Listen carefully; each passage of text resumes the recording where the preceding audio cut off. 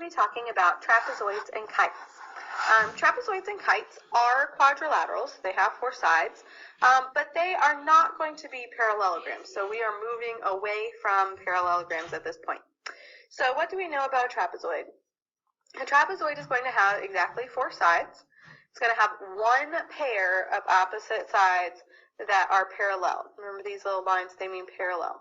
Okay, and so that means that these are not a parallelogram, and that's really important. I have a lot of students that get confused by that. Okay, so let's look at a picture of a trapezoid here. Let's talk about what these parts are called. Okay, so I have trapezoid A, B, C, D, and on here we're going to have the two sides that are parallel. Okay, they're going to be opposite sides. Those are the bases. Okay, so we're going to call it base 1 and base 2. It doesn't matter which one is base 1 and which one is base 2. If this picture was rotated a different direction, it wouldn't matter. You could exchange the numbers just so that we can talk about them and identify which one we're talking about as we go through this video. Okay. The two sides that are not parallel are called legs. Okay. So that is a leg. And then this one over here is a leg. And the angles that are formed by a base and a leg are called base angles. So angle A and angle D are base angles, and angles B and C are base angles. Okay? So a couple of facts that are really important here. First of all, a trapezoid can either have both of its legs be the same length, or they can be different lengths. If both of the legs are the same length, so they're congruent, then it's called an isosceles trapezoid. Okay, so if the two legs are the same length, then it is an isosceles trapezoid. And isosceles trapezoids are what most people think of as a trapezoid.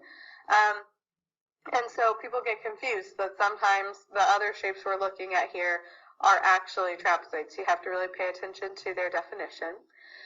And there are some really fun facts about isosceles trapezoids. Okay, so if we have an isosceles trapezoid, then we're going to know that our two sets of base angles are congruent. So that would mean angle A would be congruent to angle D, and angle B is congruent to angle C. Okay, now again, this is only true if it is an isosceles trapezoid. If it's not an isosceles trapezoid, then we don't know anything about the relationship of those base angles. All right? And that actually works backwards as well. So if they were to tell you angle A is congruent to angle D and angle B is congruent to angle C, and they tell you you have a trapezoid, then you would know it has to be an isosceles trapezoid as well. So it works both ways. Okay? Another thing that we know about an isosceles trapezoid, I'm just going to erase the name here in the middle so you can draw my diagonals, is that the diagonals of an isosceles trapezoid are congruent. So that would be BD is congruent to AC.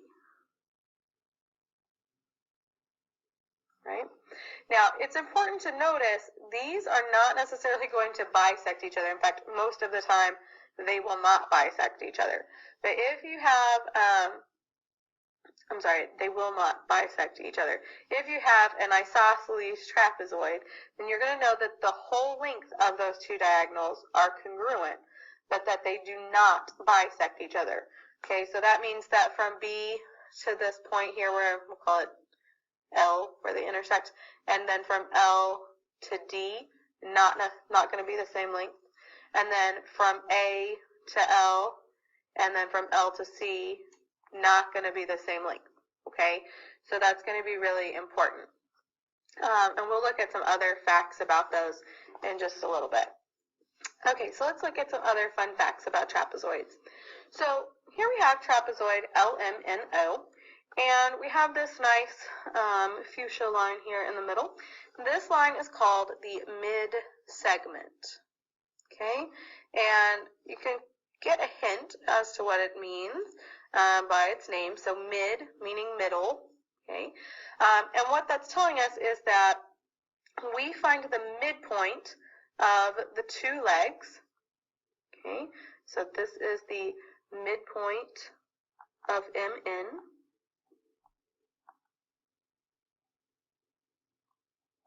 And this is the midpoint of LO.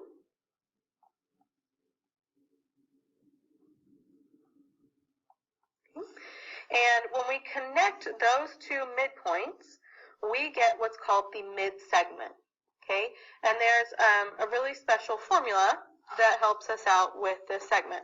So we know that based on the trapezoid mid-segment theorem, which if you'd like to see it is on page 441 in your book, we know that the mid-segment is going to be parallel to both of the bases.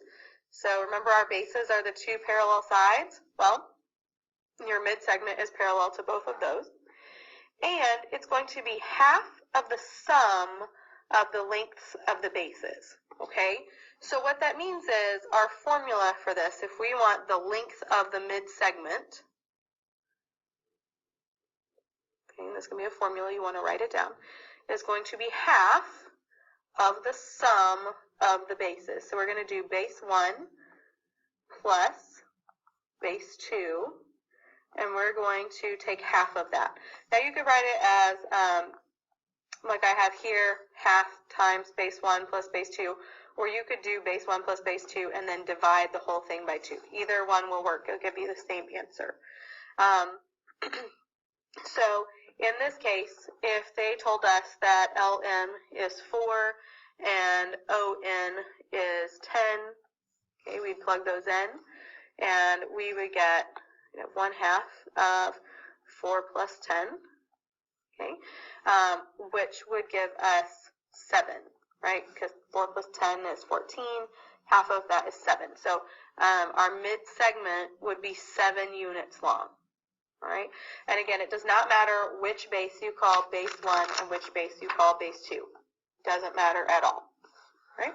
So now let's move on. Let's look at kites. Okay. So a kite. A kite is still going to have 4 sides. Okay. But it's going to have 2 pairs of consecutive, meaning one right after the other or right next to each other, congruent sides. So when we're looking at a picture of this, okay, looks like a kite you would fly up in the sky, but keep in mind it's our consecutive sides that are congruent.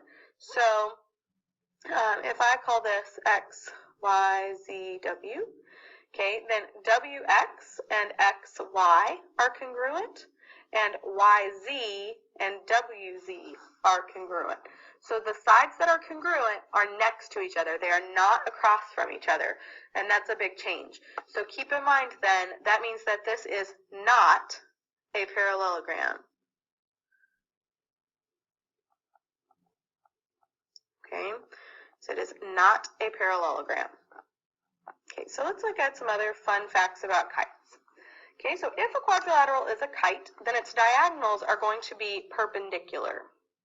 Okay, so we're going to have LN and MO, and when we draw those diagonals, then they are going to be perpendicular, meaning they will form 4 right angles. And if a quadrilateral is a kite, then it will have exactly 1 pair of opposite angles be congruent. And this is important. When we're looking at the sides that are congruent, okay, the angles that are congruent are going to be formed by the 2 sides that are not congruent. So you see here, this one has 1 tick mark and this one has 2 tick marks. The angle that they form, angle M, okay, that's one of our congruent angles. Over here, side L has 1 tick, or LO, excuse me, has 1 tick mark, and ON has 2 tick marks. And so this angle O that they form, that is the other angle that's congruent. So angle M is congruent to angle O. Okay? Angles L and N are not congruent. Okay, so angle L, not congruent to angle N. Because it's only going to have 1 pair of opposite angles that are congruent, and that's really important. All right. I really appreciate you watching today. Thank you, and I will see you in class tomorrow. Have a wonderful day.